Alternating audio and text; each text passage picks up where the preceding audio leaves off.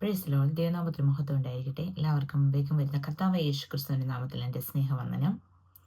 എല്ലാവരും സുഖമായിരിക്കുന്നു എന്ന് വിശ്വസിക്കുന്നു. ദൈവകൃപയാൽ ഞാനും സുഖമായും സൗഖ്യമായും ഇരിക്കുന്നു. അല്പസമയത്തെ ചിന്തയ്ക്കായി നമുക്കൊരു വേദഭാഗം വായിക്കാം. സങ്കീർത്തനങ്ങൾ 139 അധ്യായം, അതിൻ്റെ 23 24 വാക്യങ്ങൾ. ദൈവമേ, എന്നെ ശോധന ചെയ്ത് എൻ്റെ ഹൃദയത്തെ അറിയണമേ. എന്നെ പരീക്ഷിച്ച് എൻ്റെ നിലവുകളെ അറിയണമേ. വ്യസനത്തിനുള്ള മാർഗം എന്നിൽ ഉണ്ടോ എന്ന് നോക്കി ശാശ്വത മാർഗത്തിൽ എന്നെ നടത്തണമേ. 139 സങ്കീർത്തനം, അതിൻ്റെ 23 24 വാക്യങ്ങളാണ് ഞാനിപ്പോൾ വായിച്ചത്. ഇത് ദാവീദിൻ്റെ ഒരു സങ്കീർത്തനമാണ്. ദാവീദ് ദൈവത്തോട് ഒരു അപേക്ഷിക്കുകയാണ്, ദൈവത്തോട് ഒരു പ്രാർത്ഥന ചെയ്യുകയാണ്. ദൈവമേ, എന്നെ ശോധന ചെയ്ത് എൻ്റെ ഹൃദയത്തെ അറിയണമേ. അതായത് ദാവീദ് ദൈവത്തോട് അപേക്ഷിക്കുകയാണ്, ദൈവമേ, എൻ്റെ ഹൃദയത്തെ ഒന്ന് ശോധന ചെയ്യണമേ എന്ന്. ഹൃദയത്തെ ഒന്ന് ശോധന ചെയ്ത്, അതായത് എന്നെ ശോധന ചെയ്ത് എൻ്റെ ഹൃദയത്തെ ഒന്ന് അറിയണമേ. അതായത് എന്നെ ഒന്ന് ശോധന ചെയ്ത് എൻ്റെ ഹൃദയത്തെ അറിയണമേ എന്ന് കർത്താവിനോട് അപേക്ഷിക്കുകയാണ് ചെയ്യുന്നത്, അല്ലെങ്കിൽ ദൈവത്തോട് അപേക്ഷിക്കുകയാണ്, ദൈവത്തോടൊരു പ്രാർത്ഥന കഴിക്കുകയാണ് ചെയ്യുന്നത്. അപ്പോൾ ഇവിടെ ദാവീദിന് വ്യക്തമായിട്ട് അറിയാം, ശോധന ചെയ്താലാണ് ഹൃദയത്തിൻ്റെ യഥാർത്ഥ നിലവുകൾ, അല്ലെങ്കിൽ യഥാർത്ഥ ഹൃദയം എങ്ങനെയാണ് എന്നുള്ളത് അറിയാൻ പറ്റത്തുള്ളൂ. അതിനായിട്ട് ദൈവത്തോട് അപേക്ഷിക്കുകയാണ്, അല്ലെങ്കിൽ ദൈവത്തോട് ഒരു പ്രാർത്ഥന കഴിക്കുകയാണ്, ദൈവമേ, എന്നെ നീ ഒന്ന് ശോധന ചെയ്യണമേ എന്ന്. അത് കഴിഞ്ഞിട്ട് എന്നെ ഒന്ന് പരീക്ഷിക്കണമേ. പരീക്ഷിക്കുന്ന എന്തിനു വേണ്ടിയിട്ടാ? എന്നെ ഒന്ന് പരീക്ഷിച്ച് എൻ്റെ നിലവുകളെ അറിയണമേ. ഞാൻ ആരും ഇങ്ങനെ പ്രാർത്ഥിക്കുന്നതായിട്ട് ഞാൻ കണ്ടിട്ടില്ല. കർത്താവെ, എന്നെ ഒന്ന് ശോധന ചെയ്താട്ട്, എന്നെ ഒന്ന് പരീക്ഷിച്ചാട്ട് എന്ന് ഞാൻ ആരും പ്രാർത്ഥിക്കുന്നതായിട്ട് കണ്ടിട്ടില്ല. കൂടുതൽ പറഞ്ഞു കഴിഞ്ഞാൽ ഞാൻ പോലും അങ്ങനെ പ്രാർത്ഥിച്ചിട്ടില്ല. ശോധനകളും പരീക്ഷണങ്ങളും വരുമ്പോൾ കർത്താവെ, ഇതെങ്ങനെയും ഒന്ന് മാറ്റി തരണമേ എന്ന് അപേക്ഷിക്കുകയാണ് ചെയ്തിട്ടുള്ളത്. അപ്പോൾ ഈ ഒരു വേദഭാഗം വായിക്കുമ്പോൾ എന്നെ തികച്ചും ചിന്തിപ്പിച്ചു. നമ്മുടെ ജീവിതത്തിൽ ശോധനകളും പരീക്ഷണങ്ങളും വേദനകളും വരുമ്പോൾ നമ്മൾ എത്രയും ദൈവത്തോട് കൂടുതൽ അടുത്തിട്ട് ദൈവത്തോട് പറയും, ദൈവമേ, എങ്ങനെയെങ്കിലും ഇതൊന്ന് മാറ്റി തരണേ കർത്താവേ, എങ്ങനെയെങ്കിലും എൻ്റെ ജീവിതത്തിൽ ഇതിനൊരു വിടുതൽ തരണമേ എന്നാണ് നമ്മൾ സാധാരണ പ്രാർത്ഥിക്കാറുള്ളത്.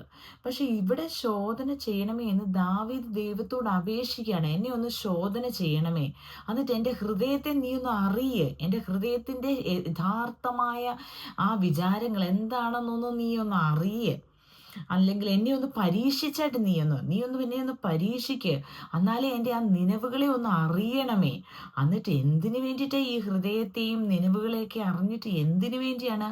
അതിൻ്റെ 24 വാക്യത്തിൽ പറയുന്നു, വ്യസനത്തിന് എന്നിൽ എന്തെങ്കിലും മാർഗമുണ്ടോ, അതായത് എന്തെങ്കിലും ദുഃഖത്തിന് കാരണങ്ങളുണ്ടോ, അതായത് എന്നിൽ എന്തെങ്കിലും തെറ്റുകളുണ്ടോ, എന്നിൽ എന്തെങ്കിലും നിന്നിൽ നിന്ന് എന്നെ അകറ്റുന്ന എന്തെങ്കിലും തെറ്റായ മാർഗങ്ങളോ അല്ലെങ്കിൽ എന്തെങ്കിലും തടസ്സങ്ങൾ എന്നിലുണ്ടോ, വ്യസനത്തിന് എന്തെങ്കിലും മാർഗം ഉണ്ടോ എന്ന് എന്നിലുണ്ടോ എന്ന് നോക്കി അതിൽ നിന്നെല്ലാം എന്നെ വിടുവിച്ചെന്നെ, അതിൽ നിന്നെല്ലാം എന്നെ തെറ്റായ മാർഗത്തിൽ നിന്നും തെറ്റായ രീതികളിൽ നിന്നും വ്യസനത്തിനുള്ള എല്ലാ സകലമായ കാര്യങ്ങളിൽ നിന്നും എന്നെ മാറ്റി ശാശ്വത മാർഗത്തിൽ എന്നെ നടത്തണമേ. അതായത് നേരായ മാർഗത്തിൽ, കർത്താവിൻ്റെ ഹിതകരമായ ഒരു മാർഗത്തിൽ എന്നെ നടത്തണമേ എന്നാണ് ദാവീദ് അപേക്ഷിക്കുന്നത്.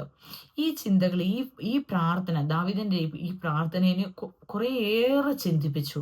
അതായത് നമ്മൾ ഒരിക്കലും പ്രാർത്ഥിക്കാൻ നമ്മളായിട്ട് പ്രാർത്ഥിച്ചിട്ടില്ലാത്ത ഒരു പ്രാർത്ഥന, ഒരു വ്യത്യസ്തമായ ഒരു പ്രാർത്ഥനയാണ് ദാവീദ് കർത്താവിനോട് കഴിക്കുന്നത്.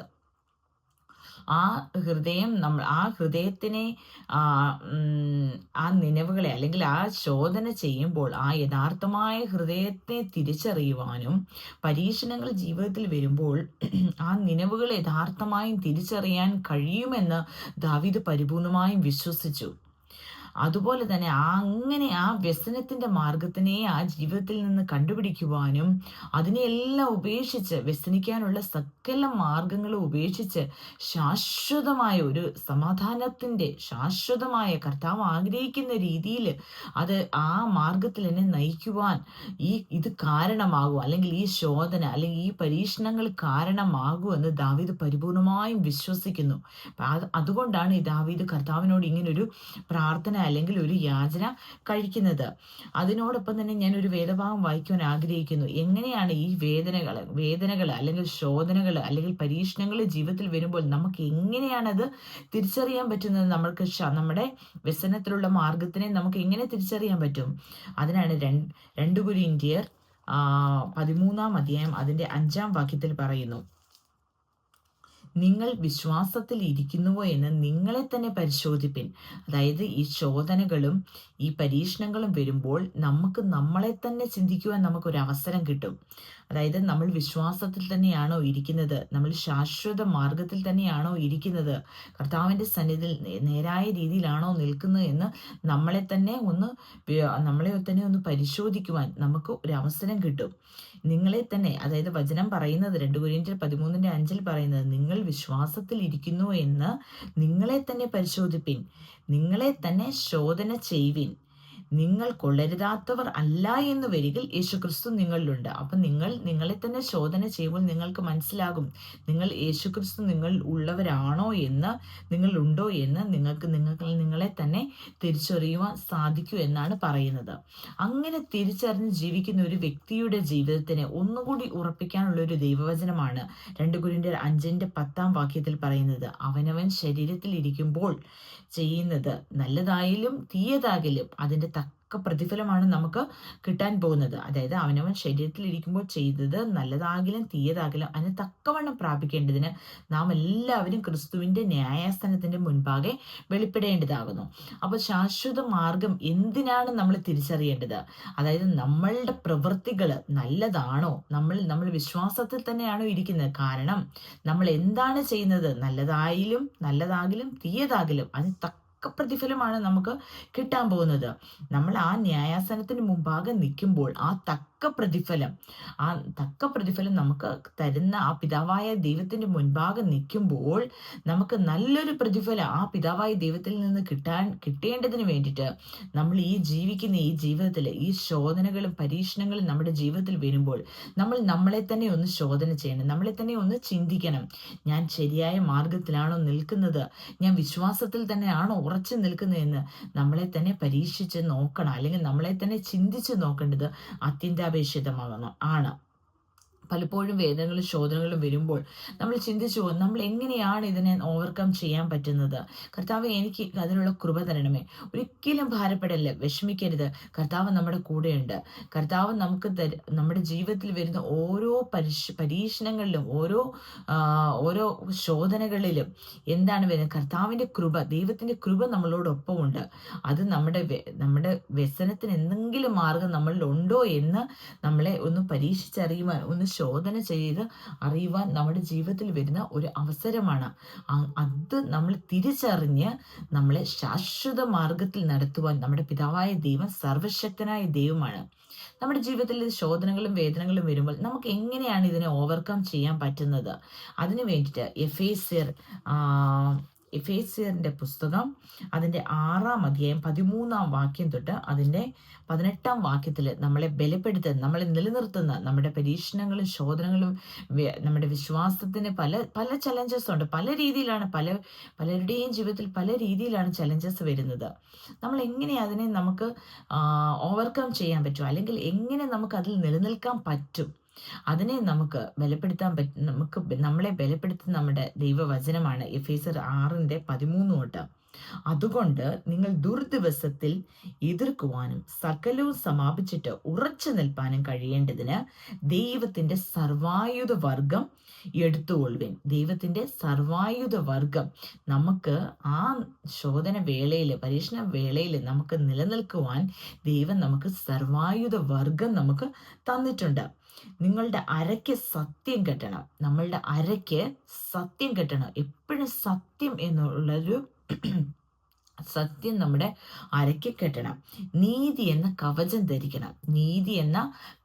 ധരിക്കണം. അതൊരു പ്രൊട്ടക്ഷനാണ്, നീതിയാണ്. നീതി എന്ന് പറയുന്ന ഒരു പ്രൊട്ടക്ഷൻ, കവചം ധരിക്കണം. സമാധാന സുവിശേഷത്തിനായുള്ള ഒരുക്കം കാലിന് ചെരുപ്പാക്കി. സമാധാന സുവിശേഷത്തിന് വേണ്ടിയുള്ള, അതായത് സുവിശേഷ ഘോഷീകരണത്തിലുള്ള, അതിന് നമുക്ക് സമാധാനം ആവശ്യമാണ്. ആ സമാധാന സുവിശേഷത്തിനായുള്ള ഒരുക്കം കാലിന് ചെരുപ്പാക്കണം. അതെപ്പോഴും നമ്മുടെ കാലിന് ചെരുപ്പാവണം. എല്ലാറ്റിനും മീതെ ദുഷ്ടന്റെ തീയമ്പുകളൊക്കെയും കെടുക്കുവാൻ തക്കതായ വിശ്വാസം നമ്മളിൽ ഉണ്ടായിരിക്കണം. ദുഷ്ടന്റെ എല്ലാ തീയമ്പുകളെയും കെടുക്കുവാൻ തക്കതായ വിശ്വാസം, ദൈവത്തോടുള്ള ആ ഉറച്ച വിശ്വാസം നമുക്കുണ്ടായിരിക്കണം. അതൊരു പരിചയാണ്. വിശ്വാസം എന്ന പരിച എടുത്തുകൊണ്ട് നിൽപ്പിൻ. രക്ഷ എന്ന ശിരസ്ത്രം, പ്രൈസ് ലോർഡ്. രക്ഷ എന്ന് പറയുന്നത് ഒരു ശിരസ്ത്രമാണ്. രക്ഷ എന്ന ശിരസ്ത്രവും ദൈവവചനം എന്ന ആത്മാവിന്റെ വാള്. ദൈവവചനം ഇരുവായ്ത്തലയുള്ള വാളാണ്. ആ ദൈവവചനം എന്ന ആത്മാവിന്റെ വാള് ധരിക്കണം. Praise Lord. ദൈവവചനം എന്ന ആത്മാവിന്റെ വാളും കൈക്കൊള്ളുവിൻ. സകല പ്രാർത്ഥനയാലും, എപ്പോഴും പ്രാർത്ഥിക്കണം. സകല പ്രാർത്ഥനയാലും യാചനയാലും ഏതു നേരത്തും ആത്മാവിൽ പ്രാർത്ഥിച്ചും അതിനായി ജാഗരിച്ചും കൊണ്ട് സകല വിശുദ്ധന്മാർക്കും എനിക്കും വേണ്ടി പ്രാർത്ഥനയിൽ പൂർണ്ണ സ്ഥിരത കാണിപ്പിൻ. അത് വിശുദ്ധ പൗലോസാണ് ഇതിൽ പറഞ്ഞിരിക്കുന്നത്. അതായത് എന്തൊക്കെയാണ് നമുക്ക് പറയുന്നത്? സർവായുധ വർഗം, നമ്മുടെ പിതാവ് ദൈവം നമുക്ക് നൽകിയിരിക്കുന്ന സർവായുധ വർഗം എന്ന് പറഞ്ഞാൽ അരയ്ക്ക് സത്യം കെട്ടണം, നീതി എന്ന കവചം ധരിക്കണം. എന്ത് വന്നാലും നീതി എന്ന കവചം ധരിച്ചുകൊണ്ട് സമാധാന സുവിശേഷത്തിനായുള്ള ഒരുക്കം കാലിന് ചെരുപ്പാക്കണം. എല്ലാറ്റിനും മീതെ ദുഷ്ടന്റെ തീയമ്പുകളെ ഒക്കെയും കെടുത്തുവാൻ തക്കതായ വിശ്വാസം, ദൈവത്തോടുള്ള വിശ്വാസം എന്ന പരിചയം എടുത്തുകൊണ്ട് നിൽപ്പിൻ. രക്ഷ എന്ന ശിരസ്ത്രം, പ്രൈസ് ദി ലോർഡ്. രക്ഷ എന്ന ശിരസ്ത്രം എപ്പോഴും ഉണ്ടായിരിക്കണം. പിന്നെ അതിനുശേഷം 6 ദൈവവചനം എന്ന ആത്മാവിന്റെ വാള്. ആ ഇരുവായ്ത്തലയുള്ള വാള്, ദൈവവചനം എന്ന ഇരുവായ്ത്തലയുള്ള വാള് എപ്പോഴും അത് കയ്യിലുണ്ടായിരിക്കണം. എപ്പോഴും അത് കയ്യിൽ പിടിച്ചും വചനം പറഞ്ഞുകൊണ്ട് ഉരുവിട്ടുകൊണ്ട് കൈക്കൊള്ളുവിൻ. സകല പ്രാർത്ഥനയാലും, എപ്പോഴും പ്രാർത്ഥനയാലും യാചനയാലും ഏതു നേരത്തും ആത്മാവിൽ പ്രാർത്ഥിക്കണം. ആത്മാവിൽ പ്രാർത്ഥിച്ചുകൊണ്ടും അതിനായി ജാഗരിച്ചും കൊണ്ടിരിക്കണം. എപ്പോഴും ഉപവാസത്തോടും പ്രാർത്ഥനയോടും ആത്മാവിൽ ജാഗരിച്ചും ഇരിക്കാമെങ്കിൽ ഈ കർത്താവിന്റെ, ഈ ദൈവത്തിന്റെ ഈ സർവായുധ വർഗം, നമുക്ക് വേണ്ടി തന്നിരിക്കുന്ന ഈ സർവായുധ വർഗം നമ്മൾ ധരിച്ചുകൊണ്ട് നിൽക്കാമെങ്കിൽ എപ്പോഴും നമ്മുടെ ജീവിതത്തിൽ അതിൽ ആ പറഞ്ഞിരിക്കുന്ന സർവായുധ വർഗം നമ്മുടെ ജീവിതത്തിൽ ഉണ്ടെങ്കിൽ ഒരിക്കലും വേദനകളും ശോധനകളും പരിശോധനകളും വരുമ്പോൾ ഒരിക്കലും നമ്മൾ താണു വീണു പോകത്തില്ല. താണു വീണു പോകുന്നതിന് പകരം എന്താണ് മനസ്സിലാകുന്നത്? വ്യസനത്തിനുള്ള മാർഗം എന്നിൽ എന്തെങ്കിലും ഉണ്ടോ എന്ന് നമുക്ക് പരിശോധിക്കുവാനുള്ള ദൈവീകമായ കൃപ ദൈവം നമുക്ക് നൽകും. എന്നിട്ട് നമുക്ക് എന്താണ് നൽകുന്നത്? ദൈവം ശാശ്വത മാർഗത്തിൽ നമ്മളെ ദൈവം നടത്തും. അപ്പോൾ പ്രിയമുള്ളവരെ, നമുക്ക് എന്ത് വേദനകളായാലും എന്ത് ശോധനകളായാലും പരീക്ഷണങ്ങളായാലും ജീവിതത്തിൽ വന്നാലും അതെല്ലാം കർത്താവ് അറിയാതൊന്നും അല്ല നടക്കുന്നത്. അതിലെല്ലാം ദൈവം നമുക്ക് കൃപ നൽകും. ആ ദൈവം നമ്മളെ വ്യസനത്തിലുള്ള എന്തെങ്കിലും മാർഗം നമ്മളിൽ ഉണ്ടോ എന്ന് മനസ്സിലാക്കാനുള്ള കൃപ നമുക്ക് നൽകും. ഈ സർവായുധ വർഗങ്ങൾ നമ്മൾ ധരിച്ചുകൊണ്ട്, ഈ ആയുധങ്ങളെ ധരിച്ചുകൊണ്ട് നമ്മുടെ ജീവിതത്തിൽ നമ്മളുടെ ഓരോ നിമിഷവും ദൈവസന്നിധിയിൽ കൃപയോടുകൂടി ആയിരിക്കാം.